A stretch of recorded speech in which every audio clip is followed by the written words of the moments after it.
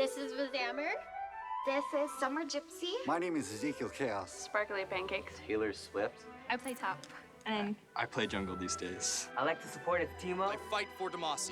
Oh yeah, we're playing LOL. It's like, what's LOL? It's like, laugh out loud. It's like, no, fool. That's League of Legends. Holy crud, did this suck us in and get us connected? We're raging at each other. We're we're laughing. League is something that is not as much as a game, but more of a place where we can be ourselves and enjoy what we do and who we do it with. You guys ready? Yeah. Yep. Yeah. Cue it. Yeah, let's do it. Here we go. All right, we're queuing up. GLHF, everybody.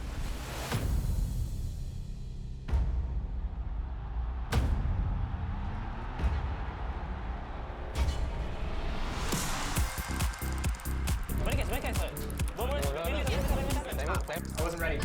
We can get a gank real quick. There's always been that parent-to-child stigma of whatever you don't understand is obviously not valuable. A lot of parents or society saw people as being antisocial. Hey, this kid is holed up in his room playing games, and it's totally ruining society.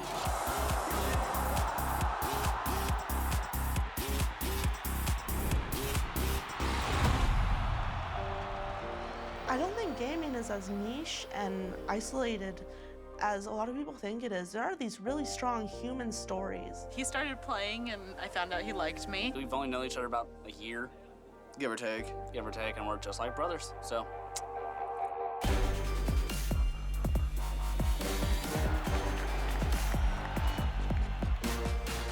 The game is all done through word of mouth. 85% of people who come to League of Legends is through a friend. League of Legends has over 100 million players actively playing every month. That's over 1% of people on Earth. The nerds are coming together. We will dominate this world. Competition and player versus player engagement as old as video games have been around. We don't get that competitive. No. Not a single one of us is competitive, I swear. It's a giant guerrilla warfare scenario, and only the smartest, strongest, and best players come out alive. The finals drew in 36 million. That's more than the Stanley Cup Finals, the World Series, and the NBA Finals combined.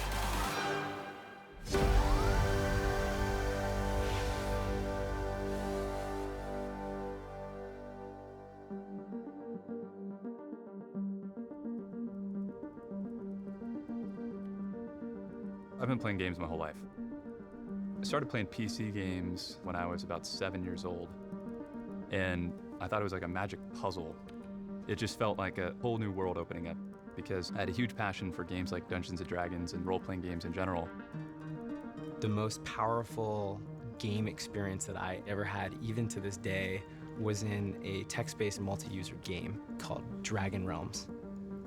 You could sort of boot up the computer, log in, and be surrounded by hundreds or thousands of people from all around the world, simultaneously logged in, living out adventures in a world with seemingly limitless possibilities. My parents were pretty anti-game. They were big on academics and sports, so we had pretty strict rules in the house. For me, it was a bit of an escape. I wasn't the best student, and when I was really into games, it became a huge source of conflict and clashing. Let's take a look at League of Legends. It is one of the most popular video games out there. It is raking in billions in revenue. Riot Games is the company behind it, and today the company is front and center on the cover of Inc. magazine. Joining us now for a CNBC Power Lunch exclusive are Riot Games co-founders Brandon Beck and Mark Merrill. Brandon and Mark, welcome. Good to have you both here. I think one of the great delicious ironies here, and either one of you can pick up on this, is that neither of your parents were all that thrilled at the amount of time you spent gaming as young guys. What do they say now? How do you like me now? Yeah, exactly. You know, actually, my first Nintendo was something that I won at my first grade school raffle because my parents are so anti-video games, and so, you know, we sort of think about it. It was fate. Couldn't keep us away. Mark and I met in a summer program right before college, and I was younger than him, so I was one of the young kids in the program. I was like 16, I think he was 17 or 18, he was about to go to USC. And I'm like, oh, you're from LA. Oh, cool. No, me too. And oh, you like video games? And we instantly sort of hit it off. Mark had this dichotomy of like an Eagle Scout who was captain of the football team and crushing it in school, and like tabletop D&D nerd. Brandon was a business major, and he was sort of the consummate business guy. You know, even from a really young age, he was just really thoughtful about opportunities. Mark and I were playing tons and tons of games. We're playing the heck out of Counter-Strike and StarCraft, and, you know, and World of Warcraft at the time were sort of our main games. But ultimately, our favorite game at the time was Dota. Dota was a custom mod for Warcraft 3. When Blizzard shipped Warcraft 3, they shipped it with a map editor, and people would use the map editor to make different scenarios that you could play on. It really pioneered a new subgenre of real-time strategy games by focusing on one particular unit that was really, really powerful and really interesting, and then working with a team of other people. 5 players was really a lot of coordination. That was really fun and exciting. But it loaded really slow. And there was a strong lack of matchmaking, so you could be playing with someone who is 10 times better than you were. You had to kind of beat your head against the wall at every step, from hearing about the game to getting the installation done, to downloading the map, to getting into the game for the first time. Even though it left a lot to be desired from a service standpoint, Dota demonstrated that games as a service was something that could work. We felt like a lot of game companies weren't really focused on gamers like us. We don't want to buy a box, play a game, and be done 30 hours later. If the online multiplayer arena of the game was compelling enough, we want to spend hundreds of hours in it, thousands of hours in it. We wanted to compete as part of a community over and over again. We then started to ask ourselves, what does the game company of the future look like? And how could we potentially build that? We spent 9 months putting together a plan, trying to talk ourselves out of it, really. We wanted to build a company that unapologetically embraced the hardcore gamers that might be considered niche or a small slice of the audience.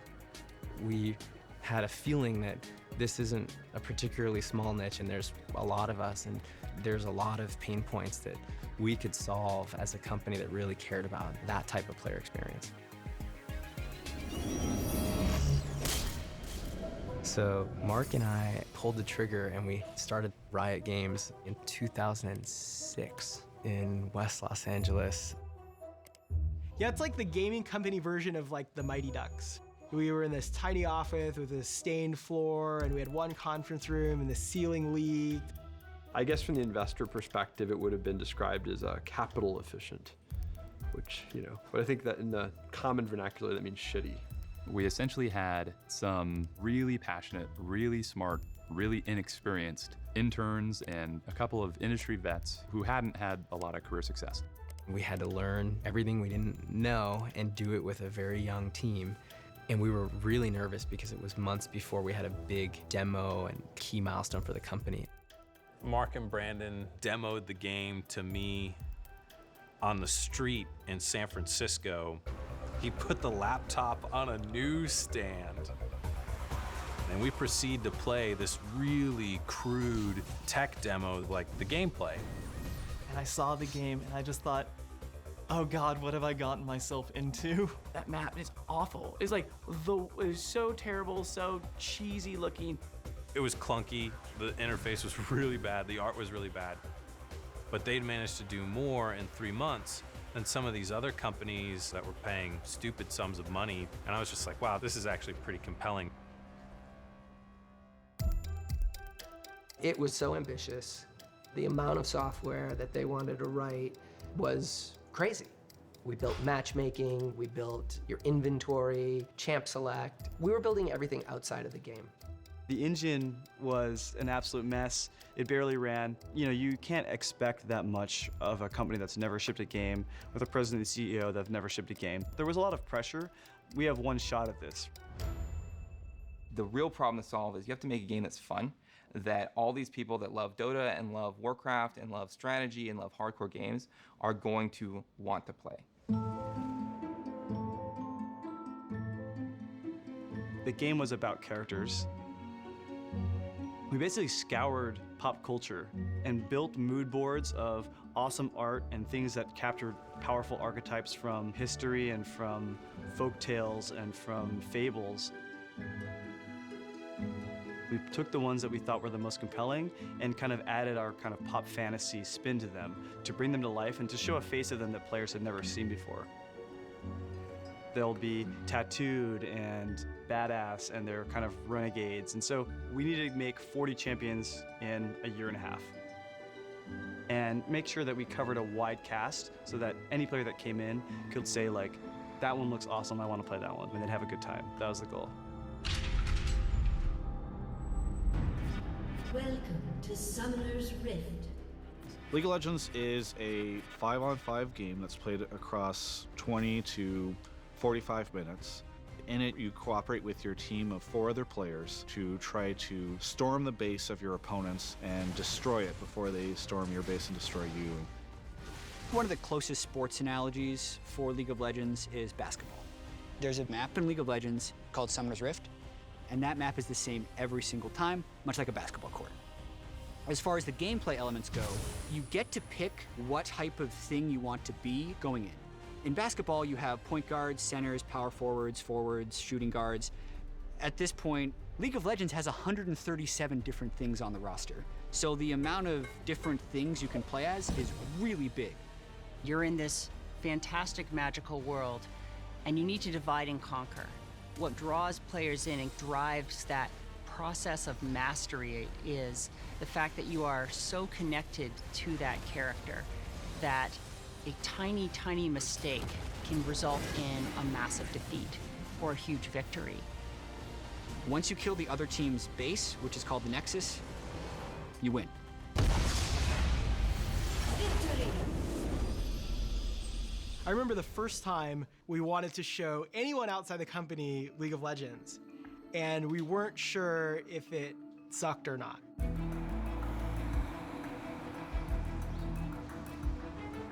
When you're building a community, you really have to start with the individuals. And so I think day one was, let's start establishing personal relationships with the 200 people that are going to be the first people who get into this thing.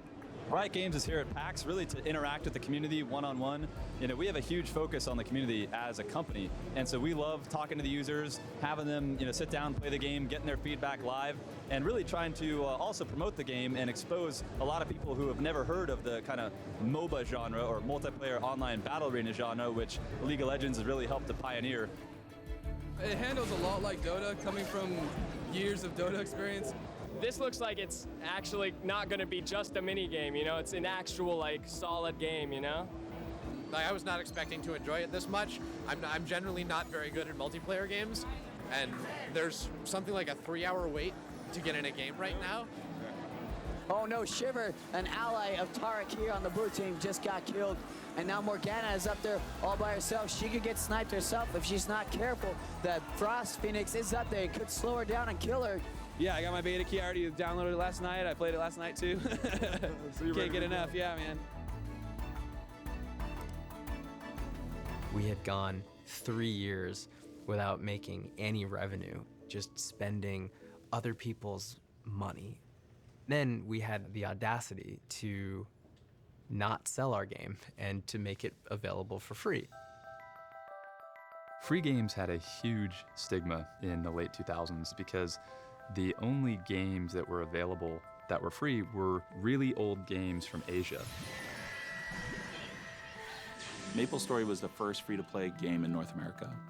When I first brought MapleStory out here, a lot of the business was going towards console. So I kind of went on a path to being an evangelist for online gaming and for free-to-play, because not only was online gaming very strange, free-to-play was extremely strange, and the PC supposedly as a platform was dying. Traditionally, people buy stuff, but the one thing that free-to-play really addresses is that it's free to play. So a lot of kids would start playing these games because there wasn't a hurdle for them to play. But free-to-play kind of has this reputation of being a little bit scammy and tricking you to do these things, or there's gonna be another player that buys power who's gonna basically overpower you with their wallet. Then, out of nowhere came Riot Games, and they used free-to-play kind of in the right way. I'll never forget this. We're in this meeting and we're talking about Annie, how she's all built with fire, and we're talking about Blue Annie, and she would use Frost. Maybe Frost Annie would have like a slower attack rate, but a little bit more damage rate, and we'd sell that. You see Steve Feek kind of sitting there a little down about it, and Brandon says, Steve, you haven't said anything, what do you think? Steve looks up and he's like, I don't like it, but I'm having a hard time saying why. And Brandon says, does it feel bad? And Steve's like, yeah, it just feels bad. So we decided early on that we wouldn't sell power. We didn't want the person with the most money to win the game. People said, oh man, we're giving up assuredly making $100 million on this game in order to try this experiment where we don't know how much we'll make. There are ways that people do spend money and they engage deeper with our content. We offer a series of champions on a free rotation, so several of them will be free. Those champions rotate every couple of weeks. Some players use the free champions as part of their repertoire in a game. For others, they'll buy the ones that they like the most. And they will spend our in-game digital currency called Riot Points. One of the other big items that we sell in the game are skins. Skins are a uniform. Because the game is for free, because people get so much value out of it, our players are like, yeah, I'll pay for that skin. It's kind of a silly idea, but I'm more than happy to pay for an outfit. I'll spend my $5, $10, whatever, because I had 1,000 hours of fun in this game. About a week before we got to the launch date, people came into the game and tried out the store, and the store immediately fell over. Literally, we get 500 people in as we're scaling up to a couple thousand in a scale test, store falls over. We're sitting there and watching the public chat channel, and one guy had gotten through the store and had bought Cho'Gath. And he was like, no worries, guys, I got my man Cho. It's all good. It was like one guy out of like 5,000 or something, and I was like, oh, this is bad. This is really bad. There was no store in the game. There was no way to make money. We would be paying all the infrastructure costs and having all the players in the game, but without a way for them to unlock any content. And so that was when we decided, let's think through this as players. If we were a player, what would we want to happen to us? And so as gamers, we decided, let's make everything free. We called it a launch party, like, hey, we've launched. But in the background, you had like half the company trying to build a store. And after locking ourselves in a room for 110 hours a week for about 6 weeks, we ended up shipping the store. We brought the system down November 18th, and we brought it back up November 19th. Show here is Riot Games history. But we're like staring at the screen, and it's blank for like 2 minutes. And then lo and behold, this little blip shows up for $5. And we were like, it works, it works, it totally works. And that was the launch of League of Legends.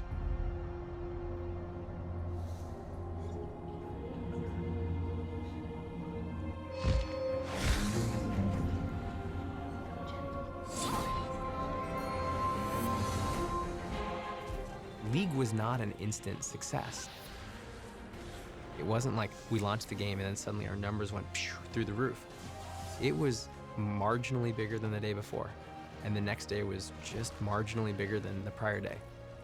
To tell you the truth, when I first saw this game, I thought it was lame, I thought it was boring. I looked at the game, and it didn't really appeal to me. After the 3-hour download and patching, we got onto League, and he's like, dude, just play it, and I begrudgingly agreed. There's kind of the saying in game dev that the game developers are the best at the games until about a week after it gets released to the players. Once you reach just so many people, they quickly are the ones that discover all the things that you never knew were there. When I first started playing the game, a lot of people thought the company was a dumpster fire. You log on Tuesday afternoon, can't play, servers are down, the store's down again, I crashed out again, oh, the client's full of bugs. It was certainly stressful. People were running around with their hair on fire a lot of the time as we were attempting to sort of keep the wheels on the car. Anytime anything went wrong, it was like, oh my God, fix this shit right now. We can't lose this momentum. It was a problem where the servers were overloaded, but no one would log off. There was this real sense of blink and you'll miss it. So it was sort of the players fighting the game as much as each other. Things slowly started to stabilize in North America. They were way worse in Europe. European fans were furious. In Europe, we weren't really growing. The reason was because we were publishing League of Legends through a partner that had misaligned interests and weren't trying to operate the game in the same way and really care about players. And that culminated in one particular weekend where on a Friday, the service went down at like 11:45, 11:50 local time in France. And we actually can't get anyone that will restart the servers until Monday morning. It looks fine on the screen, guys, but trust me, it's not. I'm clicking like a maniac and it's not working for me. Attack! Dude, attack that one! Oh my goodness gracious me. I get on the forums for the European players and just start to see people complaining. People are just scrambling and upset. And from the player perspective, Riot doesn't care. The players don't care about the nuances between partners and other stuff. Someone's gotta be there. Like, hey guys, I know this is bad, but I'm here. And every 15, 20 minutes, like, here's an update, here's an update, here's an update. And when that doesn't happen, the imagination runs wild, people start to make up stuff, and it just goes south really fast. When you're looking at that kind of data, you realize that that fundamental belief that players are human beings that deserve to be treated with respect, and our partner doesn't share it, that's just, it wasn't gonna work. We were very fortunate in being able to unwind that deal and then launch Riot Europe. We had exactly 53 days between the moment we handshaked and the moment they were going to stop servicing the game to find a data center, set up an entity, hire people, catch up localization, build up a website, setting up the whole thing. And 53 days later, over a weekend, we transferred the service. While we were doing the transfer, the volcano went off. Tonight, travelers are stranded in all on 6 continents. Volcanic ash has caused the worst disruption in air travel since 9/11. So the volcano blows in Iceland, sending soot all across Europe, canceling all the flights. Literally 2 days before I'm supposed to transfer the service. So I had to plan all these alternate flight routes to get hardware in. We were flying stuff through Africa and then up around the Middle East to come into Germany from the east. Like, it was insane.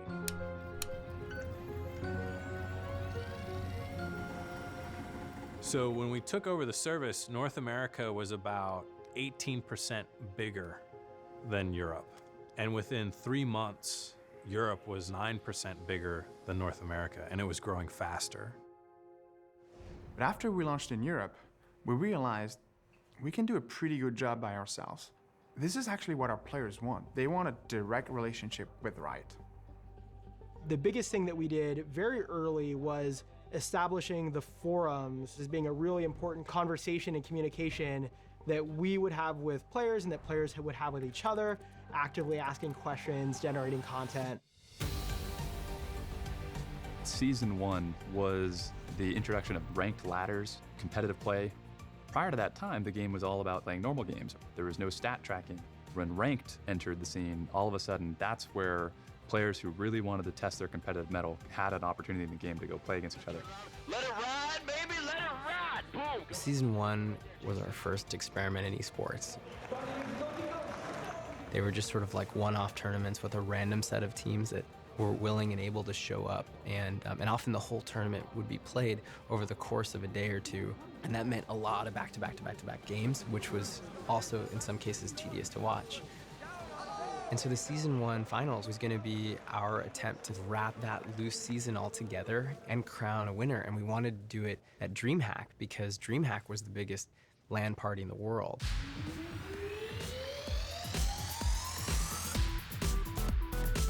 DreamHack is this really cool event where they take these old aircraft hangars.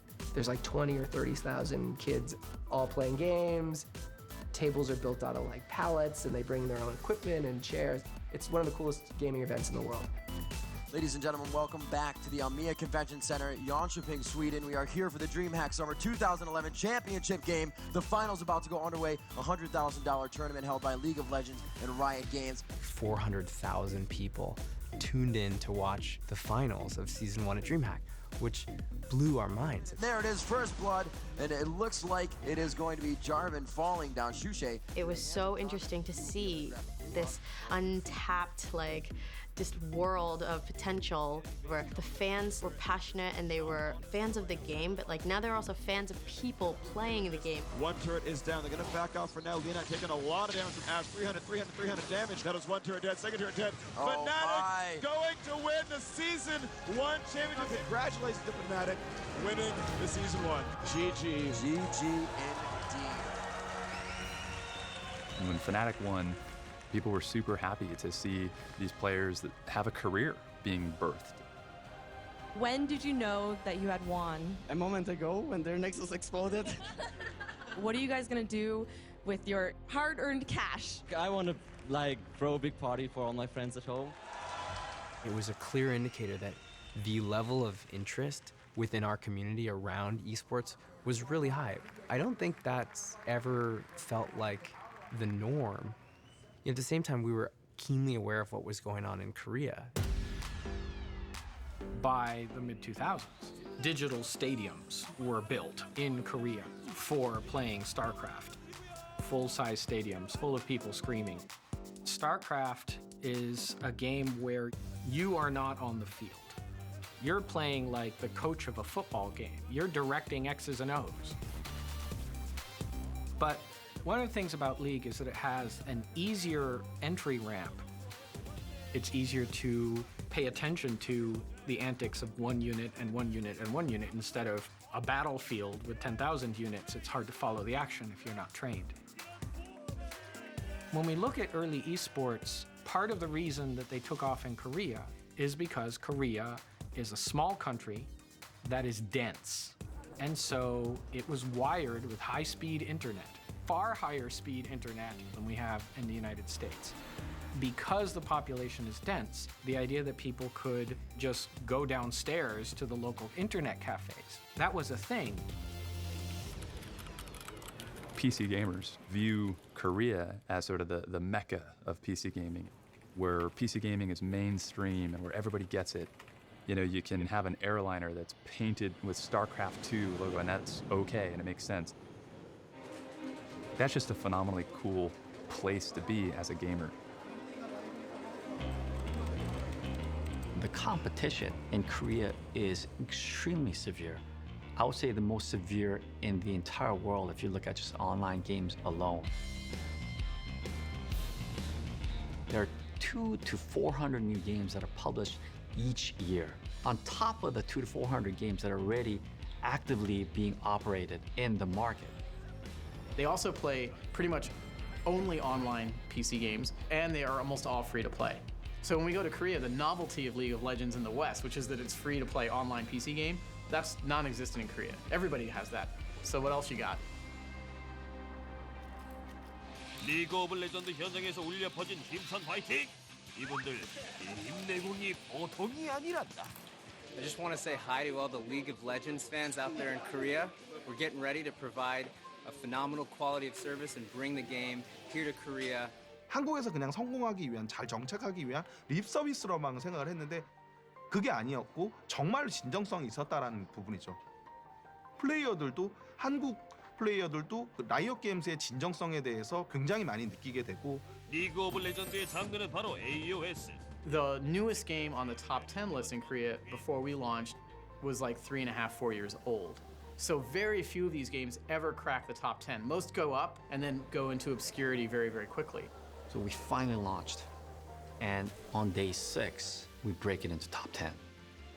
And we were looking at ourselves thinking, holy cow, if this really happened? And then next thing we know, after 3 months, it's the #1 game in Korea.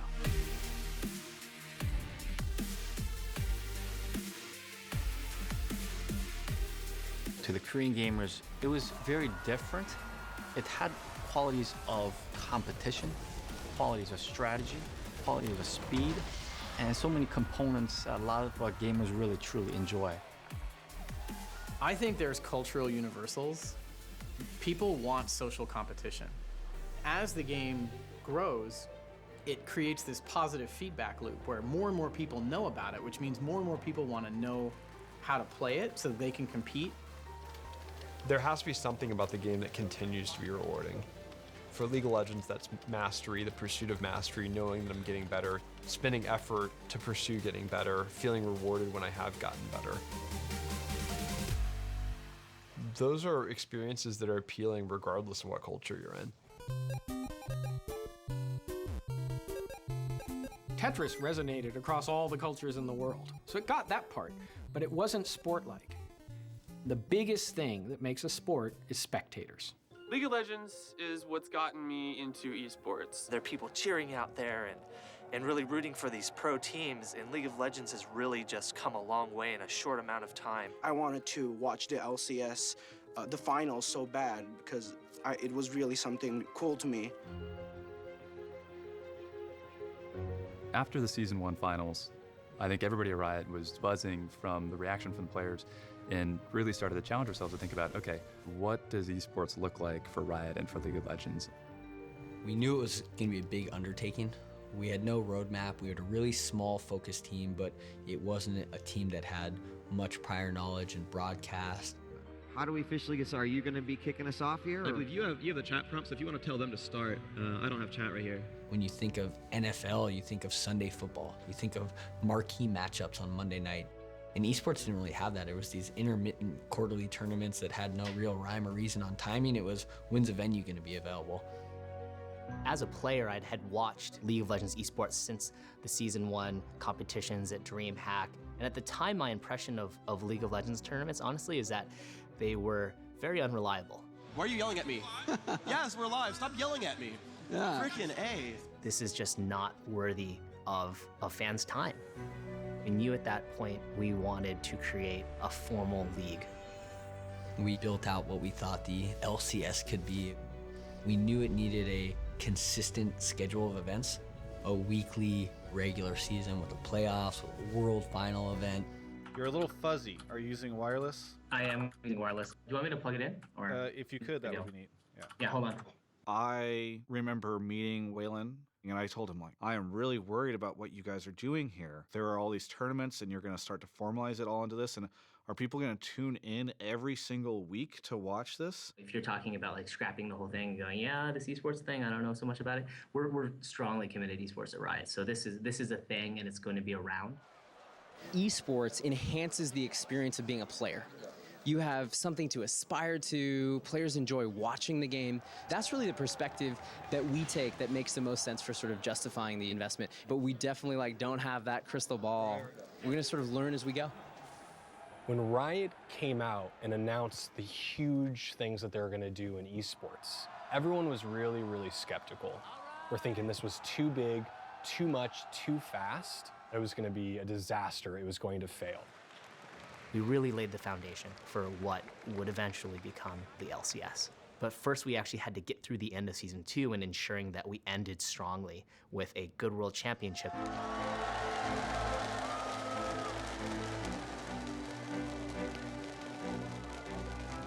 Season 2 World Championship was by far the biggest esports event Riot had ever put on. It's going to be really amazing. The big thing here is World Elite has yet to be seen in the previous 2 days of this tournament. We've been having this remarkable tournament, and it's this really cool setting that was in sort of the courtyard between the Staples Center and the Nokia Center.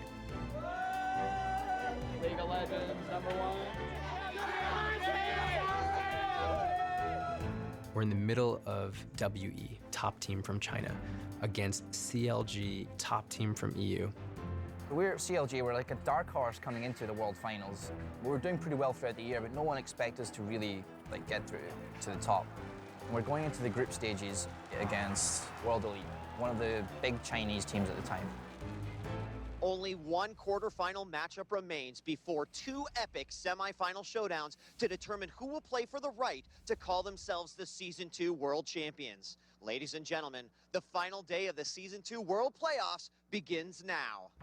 That was kind of the peak of esport popularity at that point. Stakes were as high as they've ever been for League of Legends esports, and we just fell on our face.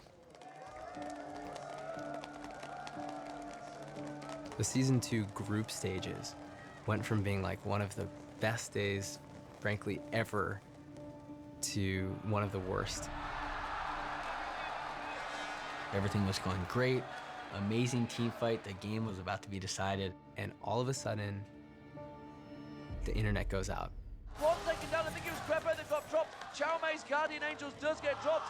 Oh my God, I do not believe what has happened.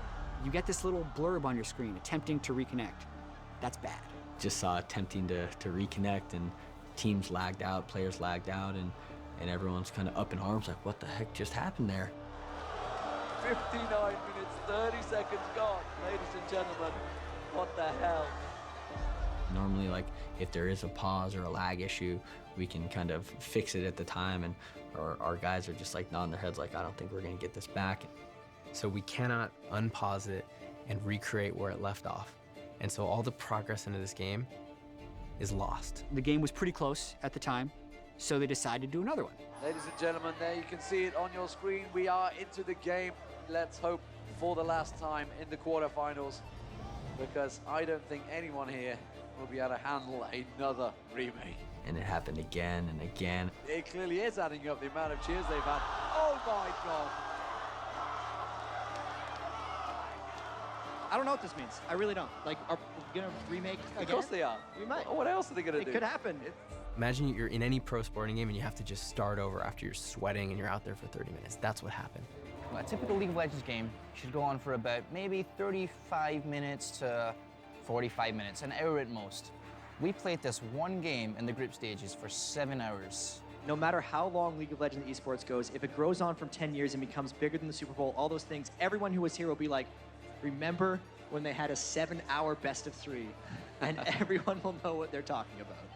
And we're sitting on stage saying, Riot, is this game gonna happen? Where's the competitive integrity? Where's all this other stuff? These teams were playing. What are you gonna do about it? Eventually, we decided, you know what, we gotta pull the plug. We're gonna have to send our audience home without having finished the group stages, even though they purchased tickets. We were so disappointed in ourselves. Like we had built up this huge event and we had just like let everyone down.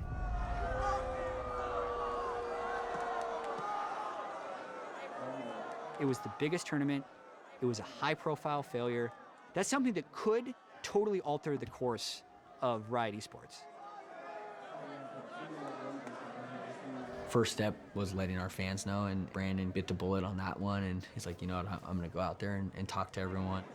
It kills us to have to deliver this news, because you guys have been so unbelievably patient with us. But let me explain exactly what's going on.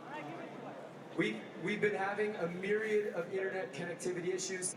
Given what these players have been through so far today, we think the possibility of another restart on a game would just be unfair to them. We recognize the sacrifice that you guys have made being patient with us today. I want to talk about what we're going to do for you guys, the live audience. We're going to be refunding your tickets. I'm sure you don't care about that, but we're going to be refunding your tickets. We're going to be giving you guys $25 in Riot points.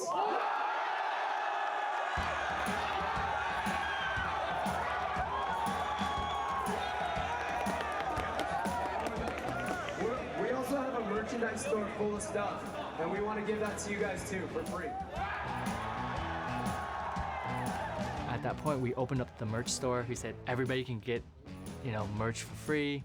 We ordered pizza for all the people who were staying there. I want to just one more time, we're so sorry about this. Literally, we've been scrambling like crazy.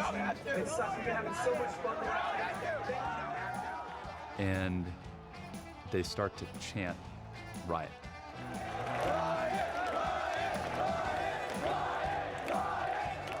They were actually remarkably understanding at the end. That felt amazing. Our ops team built an offline server. They ripped a server out of our data center and made it so that the internet could no longer mess with our tournaments, and then that kind of fueled us into Galen Center, which was a couple days later for the live event for the finals. Rivington III here, coming to you live from USC's Galen Center in Los Angeles. Guys, let's take a moment to go behind the scenes and just see what's going into the production of the World Finals. Right now, the Grand Final stage in the process of being built in preparation for the League of Legends Season 2 World Finals.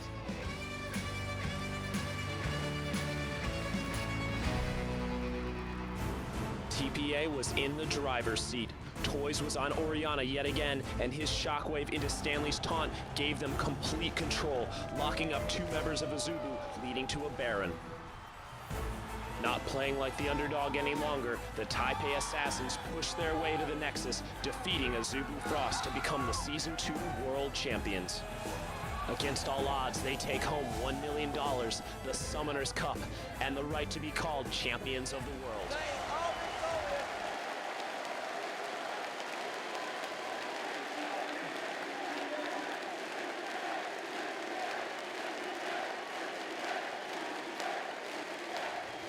Our own naivete was actually an advantage in those early years.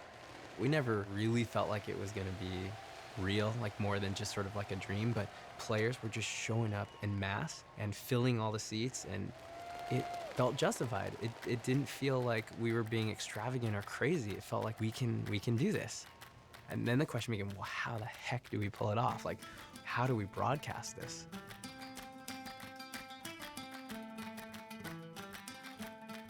I was the guy that had the broadcast experience, and I'd worked at NBC and had worked on sports before esports. There were a lot of aspects of broadcast sports that we were able to bring into this new frontier, where there were these young people who were so passionate about playing this game. It was like opening up a new world for them that added some of that drama of live TV. We were trying to find the right blend of sport, game, and kind of show. We have to stay true to League of Legends. There is some sort of ceremonial game show almost aspect to it. We're gonna ask some of our fans if they could marry a champion, who would it be? I'd marry Leona. I love the Teemo. I would marry Teemo because of the hat. In Season 3, we had to grow our talent pool, our on-air personality pool, before we could even host an analyst desk. And that's something we wanted to do from the get-go, because we're big football fans, and we know that it's not just about watching the game, it's about watching the analysis. Actually, he's in the worst shape of all. He's down to half health, and he's gonna get dropped by Symbolic to Vladimir right here. With professional esports players, when they started even playing League of Legends, esports didn't exist for them. They've just suddenly gotten, dragged and dropped into this world of stardom and fandom. When I first decided to pursue this, my dad definitely thought it was a bad idea. I was playing from Scotland. There's this stigma that's attached with gaming in general, which is when your mom's basically on your case all the time saying, get off the computer, go do something productive. There was an educating process with my parents in regards to, this can be a big deal. Good job, baby, double kill, get that top tower! We overestimated the pro player ability to actually engage with the crowd. Because again, these are 17, 18, 19-year-old kids who aren't used to being stars. I had to start doing interviews and dealing with fans. I definitely was not good at that. I've really always been scared of public speaking and being on stage and all of that kind of thing. Hey everybody, welcome back to the show. Freak here with Lemon Nation and Balls from the victorious Quantic Gaming. You guys didn't make it through groups. How do you feel when you're a favorite and you what does that do to you? It was very depressing. We were joking about suicide. I don't know, I've always been too awkward, I guess, Sometimes they don't understand the importance of, giving a good interview and doing all these promotional activities. They don't realize that what they're signing up for is not just playing this game at a professional level, but it's being this kind of celebrity player. You have this huge amount of influence and eyes on you all the time. It's keeping sponsors happy and keeping your fans engaged, and a lot of it is growing up, very quickly. It sounds like a really easy job. You play video games for a living, that sounds great. My kid would love to do that. It's not that easy. It puts an immense amount of pressure on you as a player. There's no respite, there's no hiding. You're constantly online, and if I'm not online, I'm missing out. If I practice football for 8 hours in a day, I am completely exhausted. I have no more energy left. I go home and I rest and I come back the next day. Esports doesn't have that physical limitation. We could be playing anywhere between 10 to 14 hours a day, and that's just playing. That's not necessarily the thinking. I go to bed and I'm thinking about the game. If you can play for 12, 13 hours, you should. But that takes a toll on you. It's like a hammer, on your head. Boom, boom, boom, every day. Bobon. It looks like Dyrus is down for the count already. That is classic Dyrus right there. SK gonna have to be careful keeping an eye on what goes on down. When I was a player, I knew the risks, but I felt like I was a gladiator, you know, in an arena, and I had to entertain the people. Good look to finish it. Do they see Robert? Good esports games are all about moments. League of Legends has these peaks and valleys. When the jungler is coming up through the river, the suspense starts to build as he goes in for a gank. And the crowd in anticipation is like, oh, what's gonna happen? The Xpeke backdoor play is probably one, if not the most famous play of all time. It's time for the last League of Legends game of the day, and it's a big one, ladies and gentlemen. Please welcome Fnatic Raidcall. Xpeke is playing for Fnatic. He's going up against Ocelot and SK Gaming. Okay, you have something to say to your rivals? Have fun. Okay, thank you very much, guys. Xpeke uses teleport to sneak into the opponent's base. What's going on? He instantly teleports straight up onto the. He only needs to get one more shot on him and he'll be dead, and SK would have won. And he's able to keep Rift walking around the Nexus for several seconds while he's evading the other defense coming in. The Nexus down. Is anyone going to be able to deal with this one? Catches him with another axe. He's very low. They're pushing on the Nexus to it. And he's able to take down the Nexus. I do not believe it. He's stuck in there. Catching it. Takes down the Nexus. Fnatic are going crazy. That game was amazing. Xpeke and Fnatic were just in utter disbelief. Ocelot and SK, they were very, very upset. This is the ultimate drama with so much on the line. This really does feel a lot like sports. We are just destroyed right now as a team. And we failed. I'm not gonna lie, even today I'm a bit salty about that one. It was a good play, especially in that context. Great tournament, important game. As bad as that moment was, when it comes into competition, you always need competitors that you want to destroy. As a professional gamer, there's no balance. You just can't afford to have a social life. But then you have to realize why we all do it. Like, we love the competition. We love saying we're the best. We love kicking someone else's ass. That's what we all strive for. We strive to prove ourselves on a world stage.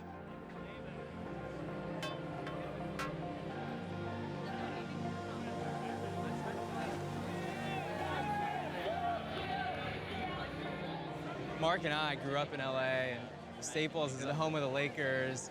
So being here today is just, I don't know how to describe it. It's just really sentimental. Welcome to the Season 3 World Championship Final!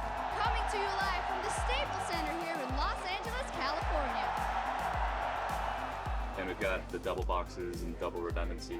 We have 2 servers, we have an internet backup, we have backup power. This is the spot where we will bring you guys all the analysis, the highlights, and the predictions for tonight's final, starting with our extended pre-game coverage. Yeah, good luck. Crush it. See you guys. By bringing up the players on a lift and using technology to sort of elevate this new type of sport, for us that felt like another step forward. SK Telecom, they will be the Season 3 World Champions! League is such an international game, and the international leagues are so popular, and we knew we wanted to take it on the road. Korea was the obvious choice.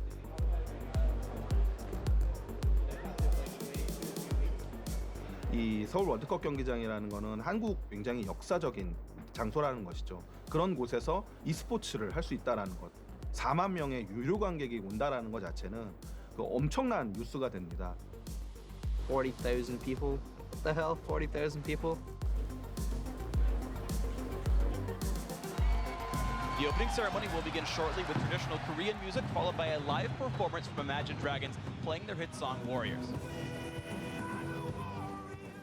이런 돈을 쓰면서 이렇게 행사할 수 있는 기회는 많이 흔치 않아요.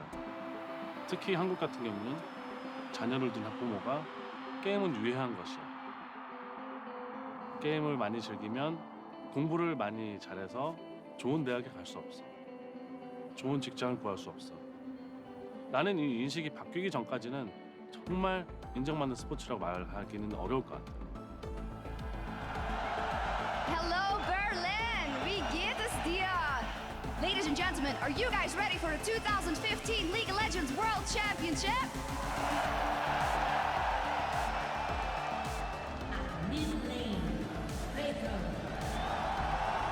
You have players like Faker, who, I guess if there is a Michael Jordan of League of Legends or esports, this is the guy.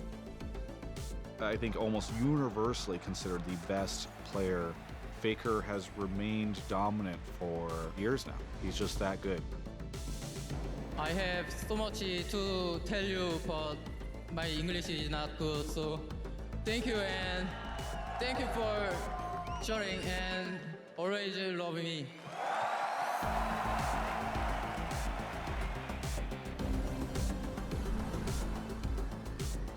It feels like we're returning to our roots, but with way better production values and capabilities to actually deliver a show like this.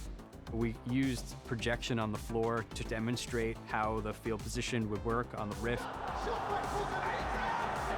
You could feel as the stakes rose, the intensity of the fans and of the players and the entire vibe of the event. SK Telecom have overcome every challenge. They are the undisputed best team in the world. The SKT reign continues. They win their third World Championship. Truly a legend.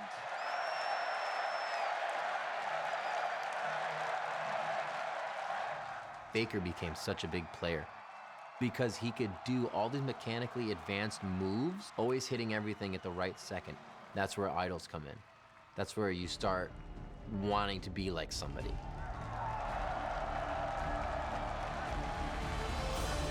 Today's games were absolutely awesome. I lost my voice because I was screaming too loud. It was the best experience I've ever had for League. Because they have spent virtually $0 on traditional marketing, League of Legends has kind of flown underneath the radar by the mainstream. Suddenly, when all these stories started popping up about esports and these tournaments, and wow, the Staples Center was sold out for this massive event, you naturally had a lot of derision from traditional media. It's a pastime some think is symbolic of slackers, of teenagers killing time. But video gaming is now a professional sport. You could call it the Super Bowl of video gaming. It's the biggest competitive event we've never heard of. League of Legends. League of Legends. League of Legends. League of Legends. What is League of Legends? League of Legends is the most played game ever. The most played downloaded game. Because it's an internet game? I had zero knowledge of the fact that this exists. You didn't know there were cyber athletes? My hand to God, I didn't know there were but my issue is it's still not a sport. Well, again, it's a game. Have you guys seen esports and the E-League? I don't know if that's sports. Do you have any statistics on how many of those people also go to Star Trek conventions? I find it very bizarre. I feel like it's really, this is the sign of the apocalypse, that people are actually into this sort of thing. I don't feel that way. I'm kind of excited about this. I can understand people watching a golf game.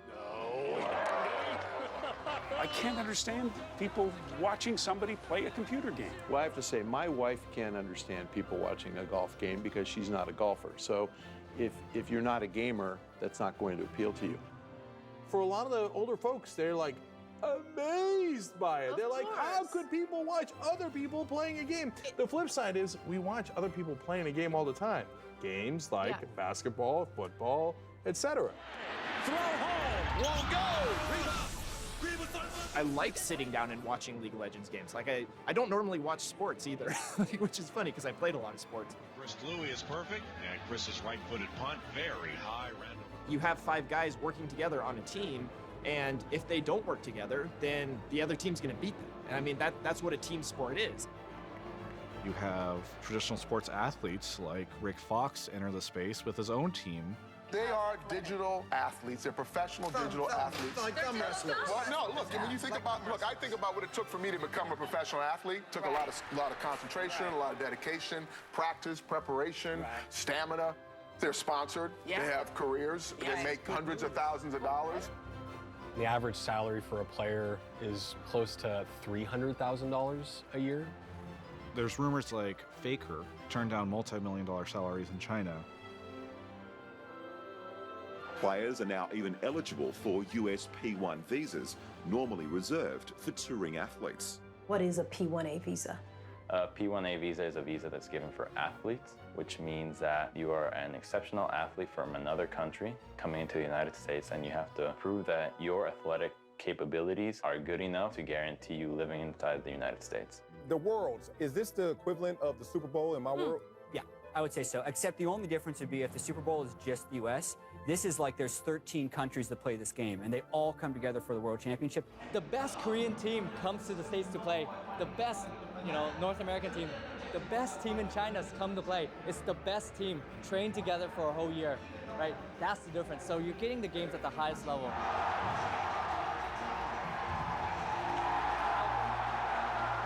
Quadra kill from Fnatic. Quadra kill from Fnatic. The feeling in there is exactly the same as being on an NFL field. You have fans cheering, you have big plays developing, you have moments of glory and moments of defeat. Eli throwing into traffic on the sideline. It'll be really interesting to see if the sustainability is there and whether we can take League and build it into what can be generationally relevant. The way that we identify with teams, be it if we're a Red Sox fan and we were long suffering until the 2000s. The Boston Red Sox are world champions. We want to see that type of generational rich fabric of fandom that goes beyond year to year. That's the goal, to have esports become sports that last.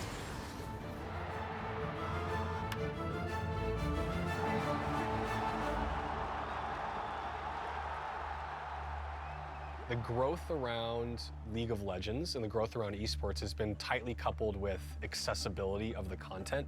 Live streaming, Twitch and YouTube and Facebook, all these places you can watch this content. Welcome, ladies and gentlemen, to Greatest League Talk Show. I am your host, Skara. Streaming has become such a generational thing. Some people don't want to watch sports or they don't want to watch like TV, but they want to watch gaming. You just slow roll and wait for people to slowly smash your face in. They're gamers, and in their free time, they want to watch what they love. All the top streamers are usually old professional players. They're kind of gonna have to start fights off of Skara. If you can land really, really good ults, he'll just make things happen.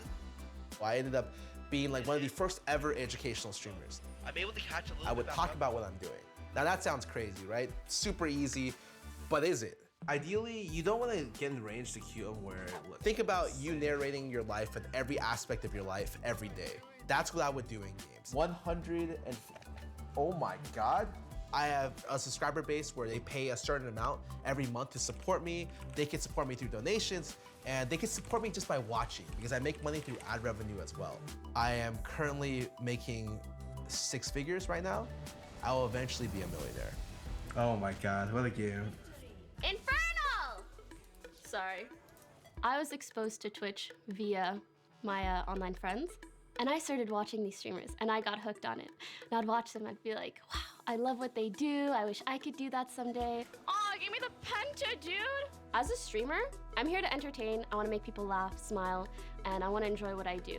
Yes!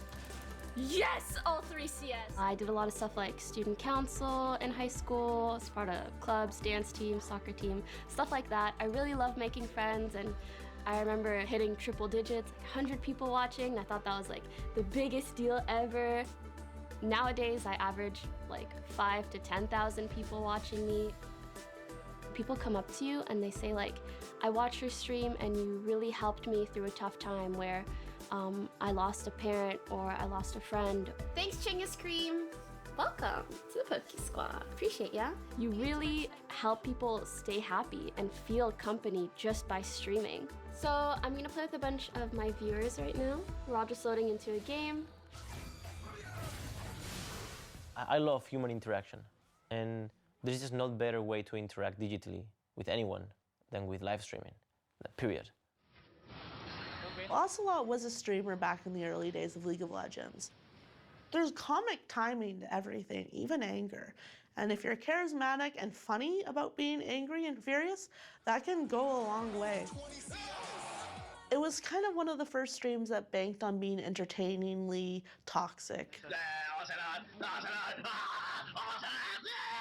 When you're immature, when you haven't lived through a lot of ups and downs in life, then you get thrown a bad teammate in a bad moment in front of a few thousand people watching you. And then that amount of pressure, peer pressure, and it just everything comes too fast. And you just feel very frustrated about the situation, and you say things that you don't even feel yourself, you know? Proper mind to win this matchup. In the case of Ocelot, he would say terrible things to insult people, whether it's your opponent and you're just trash talking them, or it's your own teammate on your team that has not performed up to your standards. Riot had to get involved and say, if you're gonna be a professional athlete representing not only League of Legends, but Riot Games, playing in this league, you're gonna need to clean it up. Of course there is no ill intent, and I'm a kid.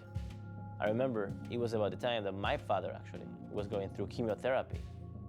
But reacting that badly, especially in front of people, is the worst thing you can do, you know, because these kids look up to you. And showing them that kind of bad side of competition is the worst thing you can do. I remember the community and Riot being extremely fair, being judgmental, which helped me also be self-reflective, but at the same time being empathetic and giving me a second chance, which they did. So I'm incredibly grateful for that. Thank you very much to all of you. I love you all. Bye. While there's one case of Ocelot, there are 100 cases of players who have not reformed, who have not cut out the toxicity. The internet has this amazing power to create crowds, and crowds create anonymity. Because it's free to play, you can get people coming into the game from anywhere, and you can have people having almost zero accountability for their actions there. League of Legends has a really bad reputation for being toxic. Because you're in a high-pressure situation, there are a lot of factors outside of your control. I can see why people get frustrated, and I can see why in today's online culture that frustration turns into something pretty ugly. No fucking joke, I'm not kidding. Kill yourself. It's very similar to what you see in road rage, for example. It leads to that flash in a pan rage where we tend to act out. The part that I find very painful just as a gamer is that my crime is that I show up as a woman. I don't play on voice chat because you're gonna figure out pretty quickly that I'm not of the male persuasion, and so that usually leads to, you know, a variety of your classic get back to the kitchen comments to nasty stuff that I'm totally not gonna repeat here. I don't think it's a League of Legends specific problem. I think it's a gaming problem. For a lot of us, it's become white noise. If we got legitimately upset, we would never play. You almost have to learn a bit about human psychology and realize that this person must be in such a terrible place to be doing that kind of thing. I almost feel bad for them in that sense. Although you can get a lot of hate, I try to focus more on how to fix the situation as opposed to being mad at it. Early League started out small enough that many of these problems didn't manifest. Then it grew. At some point, League said, we need to take this seriously. We need to engage in the process of governance. Welcome to the Tribunal. The Tribunal allows you to shape player behavior for the better, acting directly on reports from fellow players. We built a penalty system for that, and we even experimented with trying to pull the community in and have them be the arbiters of what deserved a penalty or what didn't. After reviewing the chat log, I decide I want to punish him. But if we jump in there and we're like, you know, you can't do that, and that's terrible, and all of these different things, then what happens is we just collectively, as people, dig our heels in. We're like, oh, this is change. Whoa, what's happening?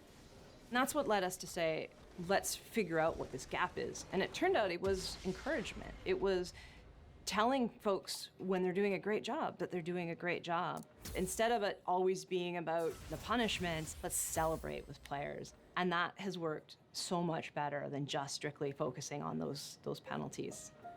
But we're never gonna reach perfect. There is no perfect. There's no end state. There's just this ongoing understanding of players. Even though people might say that the community is toxic, I feel like we can make it a better place by being support talkers rather than trash talkers. Toxicity is negative. Let's not keep that up. We're all about good times. I'm here to say that there is a whole side that never gets talked about, full of awesome people who are being really good to each other. So keep playing League. League of Legends is part of a very big movement. It's the players and fans that are all coming together to craft this experience together. League up!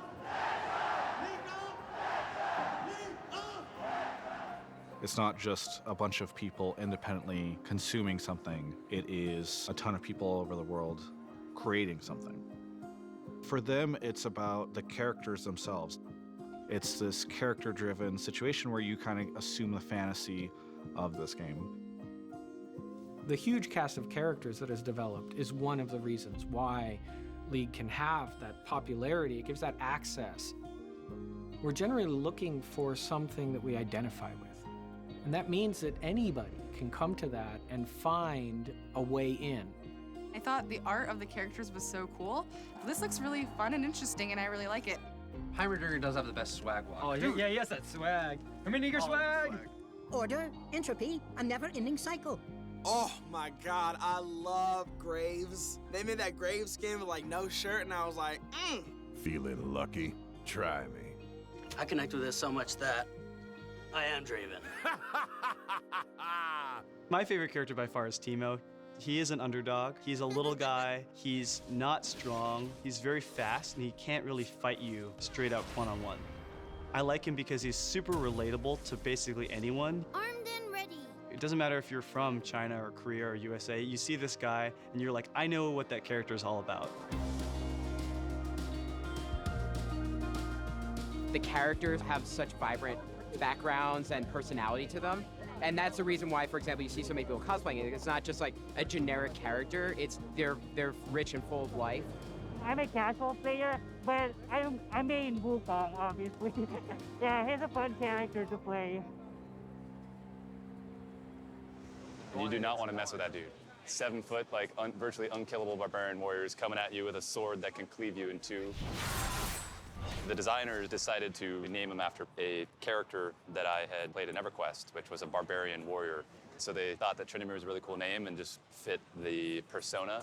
A lot of players, when I'm playing, get disappointed if I'm not playing Tryndamere. Also, they're like, oh, please play Tryndamere.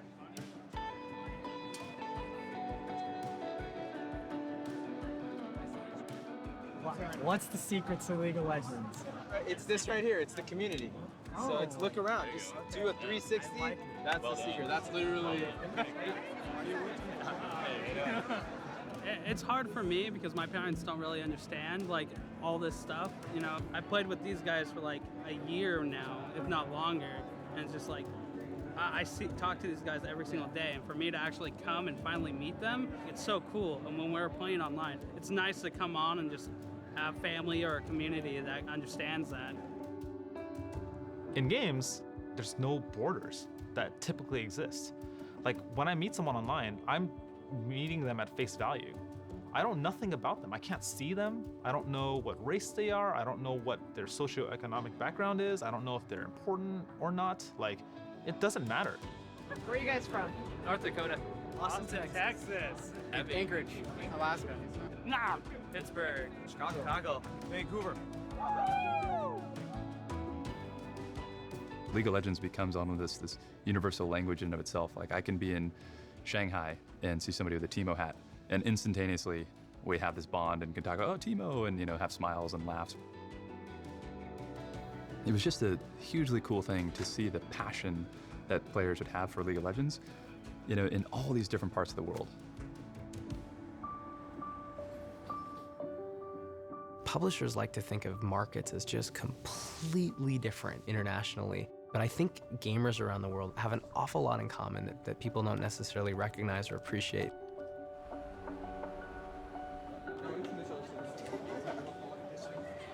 As huge and crazy as it is, they've only managed to make this one game. And while they certainly admitted that there are more games in the pipeline, how much pressure must there be on you if you're working on one of those projects to follow up something like a League of Legends. You know, is League of Legends the best game Riot will ever make? Is it the biggest game they will ever make? I don't know, but there's a chance it could be. Ever since League of Legends really kicked off and became just sort of a phenomenon, everyone's sort of waiting to see when it will die. Every game dies. StarCraft was the esport for a long time and it faded away. I don't think a game can last forever. I think eventually another game will overlap it as, like the biggest esport. I think that's just the nature of esports. There are more esports titles out there. There are more games taking up mind share. It's a little bit of an arms race of who's going to be doing it best, who's going to invest more people and more resources into esports and competition. We're in a make or break time for esports, right? Like this thing needs to continue to grow at the rate that it's projected to grow. People talk about it by 2020, it's going to be a $1.5 billion business every year. All these investors have come in, buying the hype, buying the speculation, where this thing is going. If it doesn't go that way, this whole ecosystem is at risk of collapsing.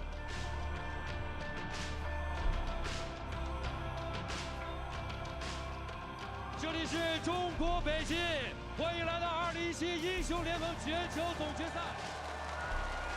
We wanted to go to China and set up a show in the Bird's Nest, the home of the Olympics. That presents a lot of risk, and it's scary. This is the exact track in which Usain Bolt broke his own 100-meter record. Most sports have 100 years of history. We have under 10. We know that we need to develop deeper bonds with potential partners and sponsors, and we are incredibly motivated. So much of it has been about Faker, as it always is, but this year, when they've needed him most, he has played better than ever before. We wanted to create memories with these big events, and we know that those memories are what carry on. When people look back, they think of these kind of flashbulb moments. Those are the things that you can't really value because it was a moment that all of us will remember forever. We're just starting to hit the point where people feel like games are here to stay. Almost everybody can be considered a gamer, whether it be Candy Crush on your phone or whether you scrim League 8 hours every day. Everybody can enjoy some type of game. League of Legends is a lifestyle. I think the only thing my parents want is me to find a girlfriend, and that's it. My parents are just like, you gotta pursue a love life. And I'm just like, I'm busy playing League. How do I do that? I came out on League of Legends with my boyfriend. I play League of Legends because my friends forced me to. Well, we ended up building a really strong relationship through League of Legends, strong enough that he decided to make me his best man at his wedding. League of Legends isn't done. It hasn't reached its full potential. We're not perfect and we don't get it all right, but I just think it's such a privilege to help make the types of games that I most love to experience. We realize that it's not about us. It's about our audience that we're trying to serve. You're no longer, who you were. You are now part of something greater. Everything that we do is made possible by the community, their level of engagement, their level of support. The community is the game.